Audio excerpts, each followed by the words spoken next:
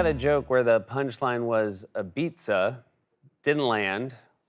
Then I opined maybe it didn't land because I didn't say Ibiza. Many of you said the bigger problem was the way I said Ibiza made it sound like I said a pizza.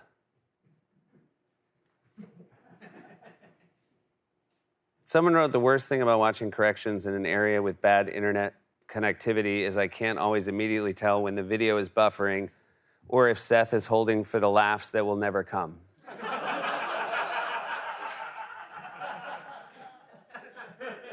Hurtful. I hope broadband never comes to where you live. Well, it happened. The crew has started a corrections pool.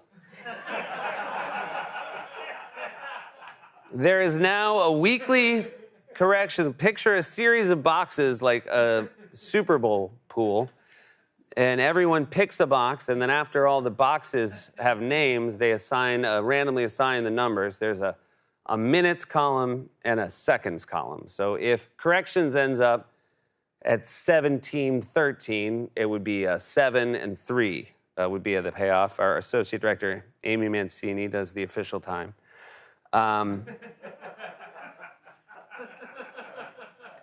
And here's how it's changed corrections for me.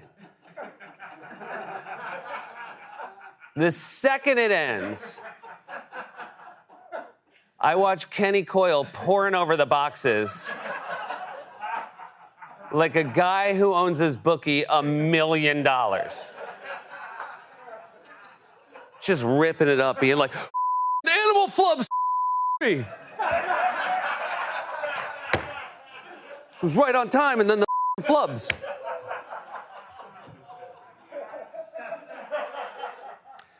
Paul won last week. Paul is the cameraman who stands next to Buck, and he used his winnings on the most beautiful noise-canceling headphones.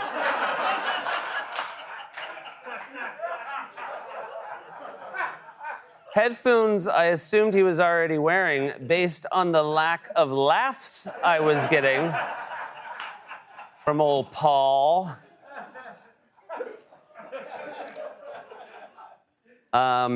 We talked about the lack of elevated debate in Congress and how people are talking in a way they didn't used to talk before. And I compared it to the Lincoln-Douglas debates, and someone said bad choice racial slurs were used in the Lincoln-Douglas debates. Let me guess, Douglas? I was very proud of my oubliette joke last week. Many of you asked if my mom, a former middle school French teacher, had enjoyed it. And I did give her a heads up. I said, when you watch corrections this week, there's a joke I put in just for you. And then yesterday, I called home, and I was talking to my mom, and I said, did you like the oubliette joke? And she said, I don't think I saw it yet. And then my dad, from the background, said, we saw it yesterday. And then she said, oh, yeah, it was great.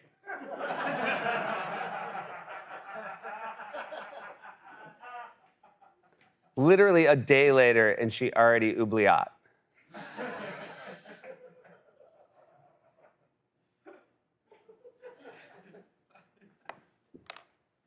We had a joke about a teenager TPing my house, and someone said, that's not a teenager.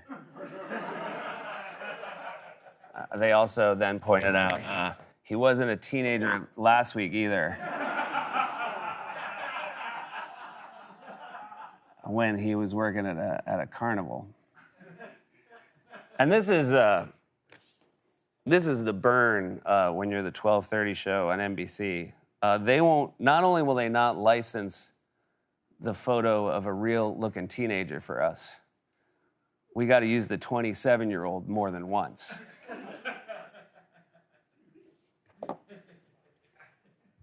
Meanwhile, they shut down Fifth Avenue so that Jimmy could do a pre-tape with BTS.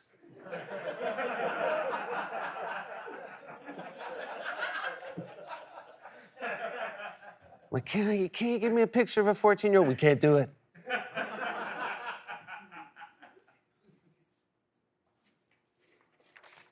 Someone also said, I think we have used Devin. Devin is the name of our 28-year-old teenager. We've used him before. So we're going to go back through the archives and see how many times we use him. Oh, we talked about, Sal wrote about how the Ohio GOP was trying to overturn the voters' decision in regards to a woman's right to an abortion, and he cited Marbury v. Madison. And then someone said that actually wouldn't apply. That is only a federal ruling, so that would not apply to a state ruling in Ohio, which just proves what I've been saying for a long time, which is Sal's dumb as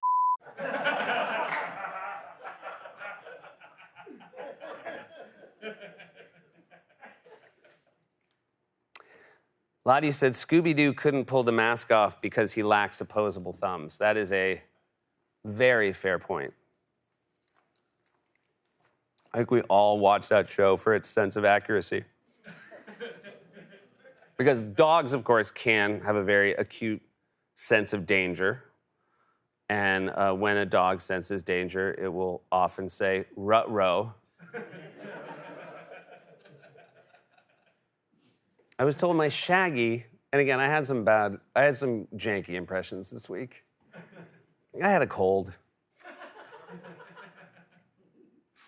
I was told my Shaggy sounded like Werner Herzog, which it does not. But I wish it did. Once again, Scooby, we find ourselves in an unfortunate situation. Hearts full of terror, bellies empty of a pizza pie.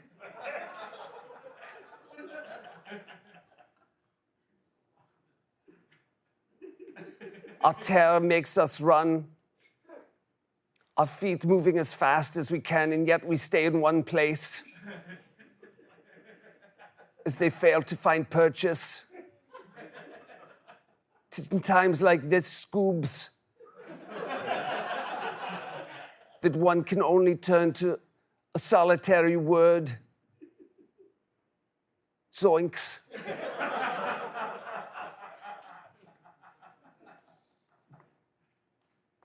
Oh, we made a joke about Don Jr. looking like he was about to get a colonoscopy. Someone said, you know, that's very funny, but you should use your platform to stress the importance of getting a colonoscopy. So if you were on the fence and needed to hear that from me in the body of corrections,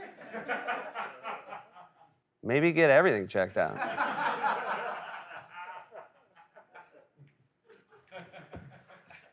Don Jr. said his dad could see things other people can't. Our joke was like 3 ghosts every Christmas Eve. Many of you said that Scrooge was actually visited by 4 spirits, you know, counting Jacob Marley. And the joke, I will say 3, the joke just worked better with 3. You know, because the book has the famous line, you will be haunted by 3 spirits. So I think that's why we did the joke that way. But I will say, like, jackals were a huge problem for Dickens as well. And there were 2 versions of each of his books. Like, this is A Christmas Carol, Jack Edition, excuse me. Either Jacks is what, jackals were called Jacks in 1850s England, or more likely, I didn't proofread my email to Ellen.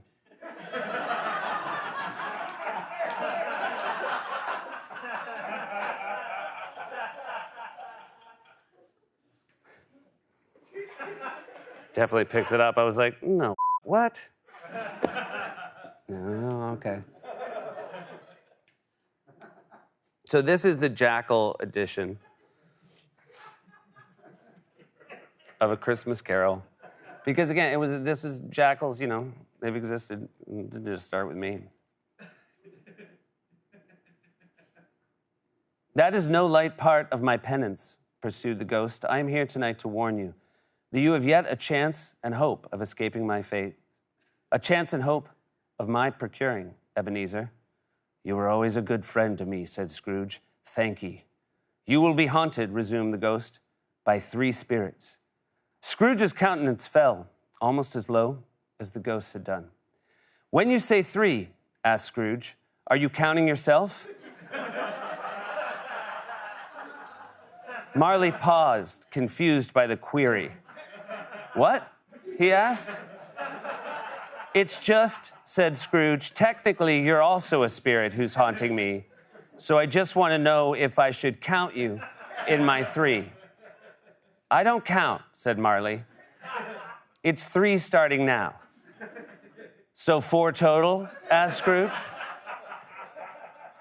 It doesn't matter, said Marley, getting frustrated by Scrooge's pedantic attention to detail. It matters to me, said Scrooge. Fine. You'll be visited by 3 spirits, 4 if you count me, said Marley. See? Said Scrooge with a self-satisfied look. That wasn't so hard. Marley collapsed into a chair and considered calling the whole thing off.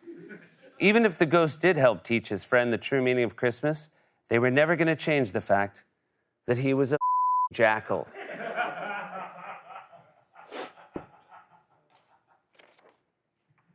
Who do you think Trump's Jacob Marley would be? Roy Cohn, right? I feel like who's going to visit him? Mine's definitely going to be Shoemaker. He knows it, too.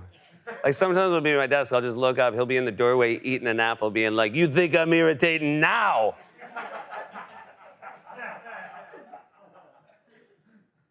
And I'm not bringing 3 other ghosts, it's just going to be me in different wigs. You dock boats, you don't park them.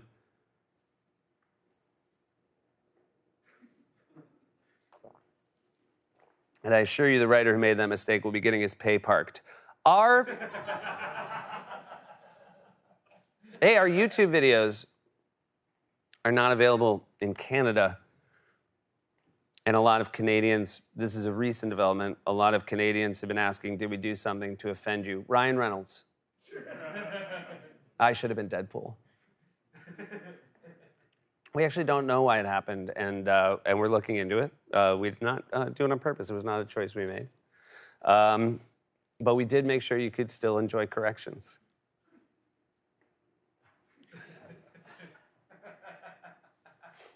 I said Randy Macho Man Savage. I was told it's Macho Man Randy Savage. I was also told I have a terrible Macho Man Randy Savage impression. Well, joke's on you. I was doing Randy Macho Man Savage. And that's how he sounds.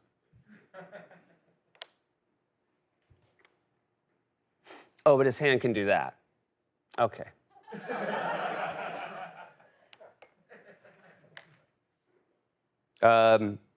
Did a phone gag last week. If you missed it, it will be on the Best of Corrections DVD.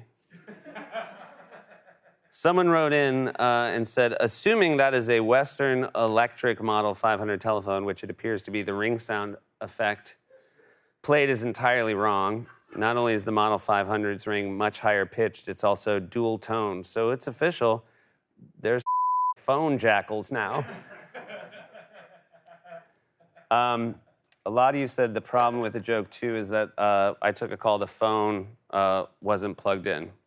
This is my cell. Oh, sorry, this isn't my cell phone. Corrections is a cell of my own making. A prison.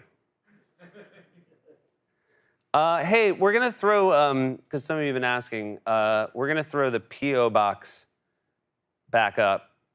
Don't use it to send dumb I can show to pad the length of corrections.